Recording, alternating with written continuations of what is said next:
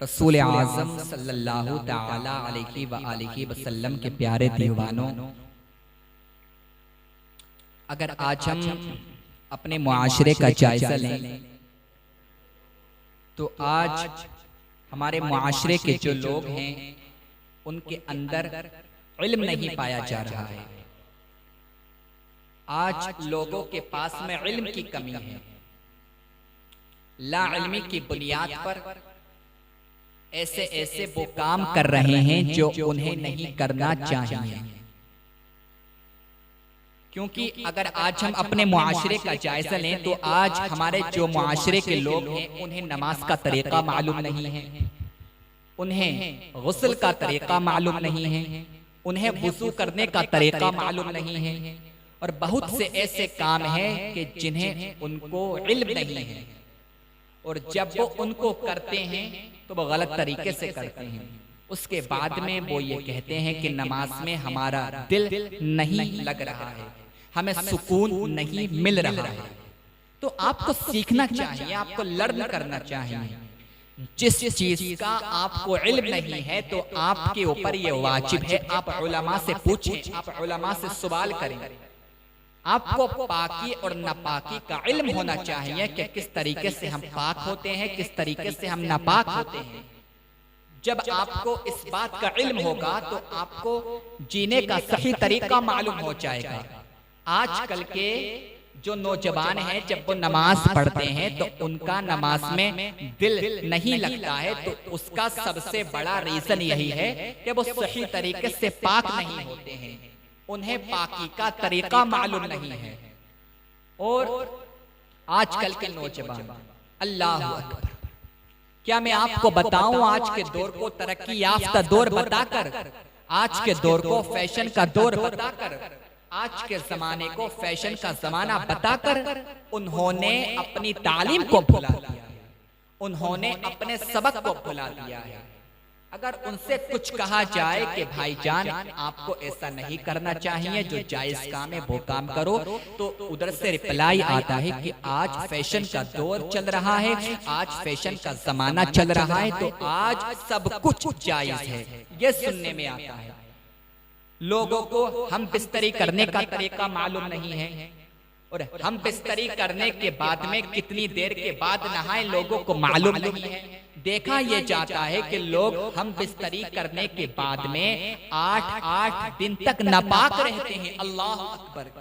नापाकी की हालत में खाना खाते हैं, नापाकी की हालत में घूमते हैं, नापाकी की हालत में अपना वक्त गुजारते हैं। अगर इसी हालत में मौत आ गई तो कभी तुमने सोचा है तुम्हारा हाल क्या होगा? हम बिस्तरी करने के बाद में वो नहाते नहीं हैं, नापाक रहते हैं। वजीफा ज़ौजियत अदा किया, अदा करने के बाद में नहाते नहीं हैं, नापाक रहते हैं।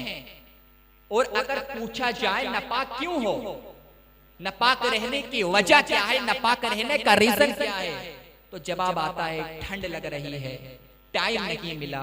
यार तुझे पाक होने का टाइम नहीं मिला, हैरत की बात है।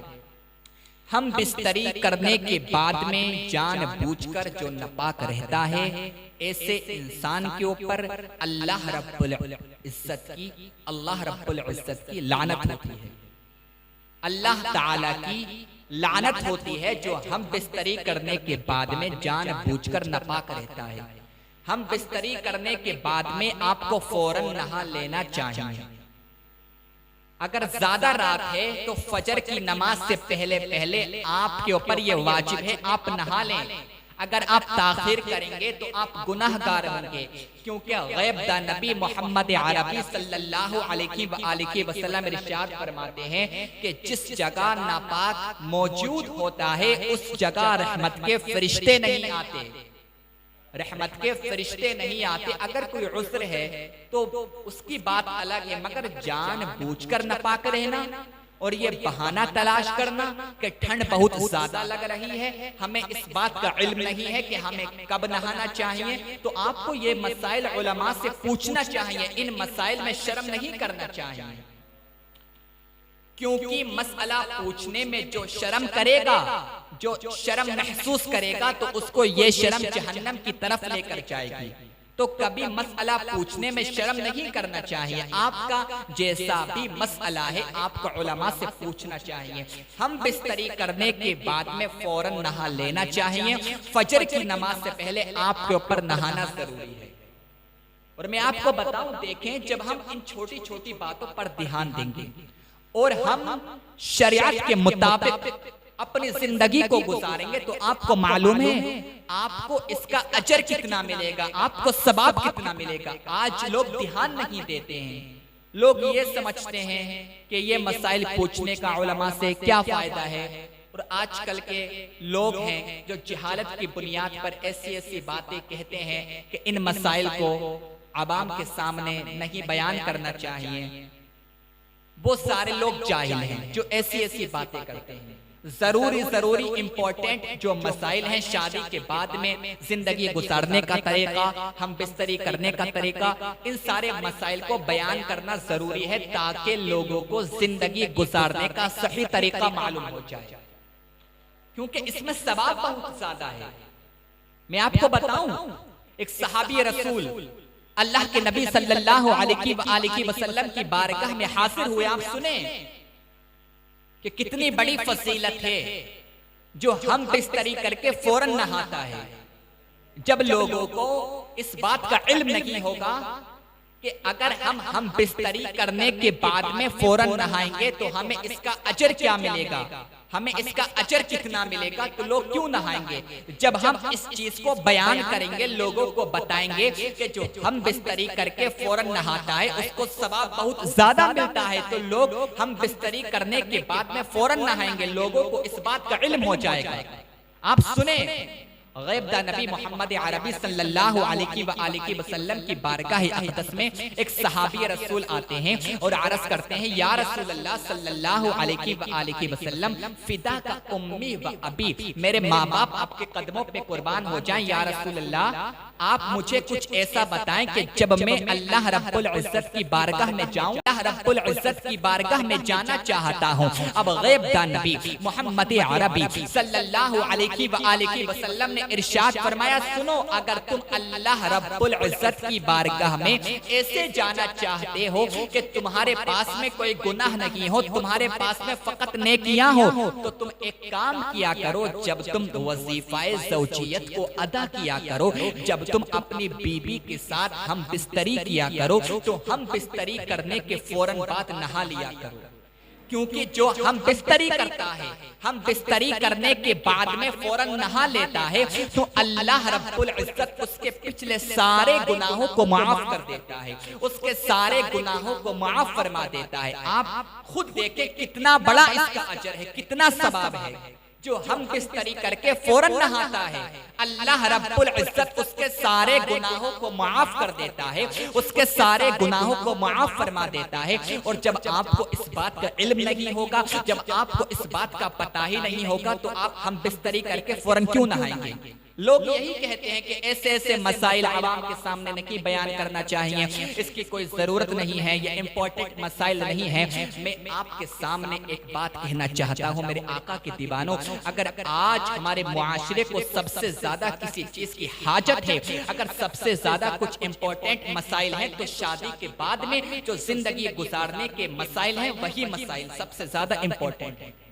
शादी के बाद में हम बिस्तरी किस तरीके से करना चाहिए लोगों को मालूम होना चाहिए। शादी के बाद में जिंदगी गुजारने का तरीका मालूम होना चाहिए। शोहर के ऊपर बीबी की क्या हुकूक है, हर शोहर को ये मालूम होना चाहिए। बीबी के ऊपर शोहर के क्या हुकूक है, हर बीबी को ये मालूम होना चाहिए। उनको अपने बच्चों की परवरिश किस तरीके से करना चाहिए, लोगों को इस बात का इल्म होना चाहिए। और जब लोगों को इस बात का इल्म होगा, जब उलमा इकराम इस बात को बयान करेंगे, उलमा इकराम इन बातों को आवाम के सामने लेकर आएंगे और हमारी आवाम इसको फॉलो करेगी। और जब उनका बच्चा बड़ा होगा तो उनका बच्चा बड़ा होकर सरकारे दो आलम सल्लल्लाहु अलैहि वसल्लम का आशिक बनेगा, सरकार के नाम पर अपनी जान को कुर्बान करेगा। क्योंकि आप सुने, हम छोटी छोटी बातों पर ध्यान नहीं देते, हम सोचते हैं कि ये मसाइल तो गंदे मसाइल हैं। ऐसे ऐसे लोग मैंने देखे हैं, कितने लोग मेरे ऊपर एतराज करते हैं कि आप ऐसी बेहयाई वाली बातें क्यों करते हैं। क्योंकि मैं ऑलरेडी हम बिस्तरी करने का तरीका बता चुका हूँ। यूट्यूब के अंदर मेरी तकरीर मौजूद है। तो कितने लोगों ने बहुत गलत गलत कमेंट की और लोगों ने मुझे गालियां बकी। लोगों ने कहा कि तुम्हें शर्म नहीं आई, तुमने ऐसे ऐसे मसाइल बयान किए। ये मसाइल बयान करने के नहीं होते हैं। मुझे उससे कोई परवाह नहीं है। जो लोग कहते हैं उन्हें कहने दीजिए, मुझे उसकी कोई फिक्र नहीं है। रसूल अकरम सल्लल्लाहु अलैहि वसल्लम ने जब इन मसाइल को बयान किया है तो अब हर उम्मती का यह हक है कि वो भी इन मसाइल को बयान करे ताकि लोगों को मालूम हो जाए। और आप इसकी फजीलत तो देखें, गैब दा नबी मोहम्मद अरबी सल्लल्लाहु अलैहि वसल्लम की तालीम को भुलाकर क्यों एतराज करते हो? पहले इल्म सीखो, पहले पढ़ाई करो, पहले मुताला करो, उसके बाद में एतराज करो।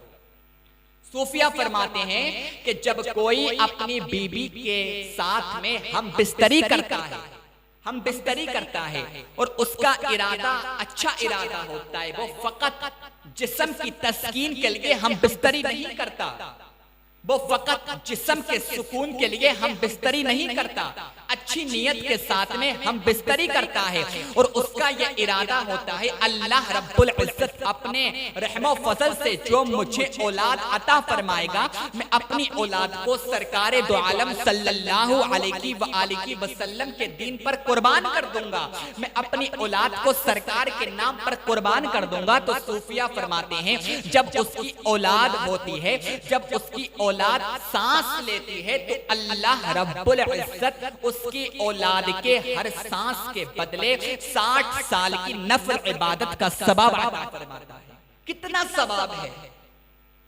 कितना सवाब है, कितना आला सवाब है, कितनी बड़ी फजीलत है। सूफिया फरमाते हर सांस के बदले में अल्लाह रब्बुल इज्जत नफल इबादत 60 साल की नफल इबादत का सवाब अता फरमाता है।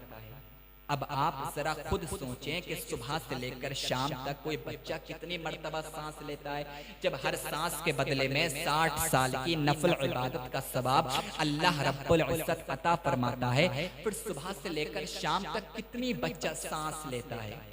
तो जब हम लोगों को बताएंगे कि इसकी इतनी फजीलत है, तभी तो लोग इस पर अमल करेंगे, तभी तो लोगों को मालूम चलेगा। तो आका के दीवानों, कोई मसला बेहयाई का नहीं होता है, क्योंकि रसूल अकरम सल्लल्लाहु अलैहि वसल्लम से ज्यादा कोई बाहया नहीं हो सकता। जितनी हया रसूल अकरम सल्लल्लाहु अलैहि वसल्लम करते थे, मेरे सरकार से ज्यादा कोई हया नहीं कर सकता। और आज तुम हमें हया सिखाओगे, शर्म करो, कब्र में जाना है।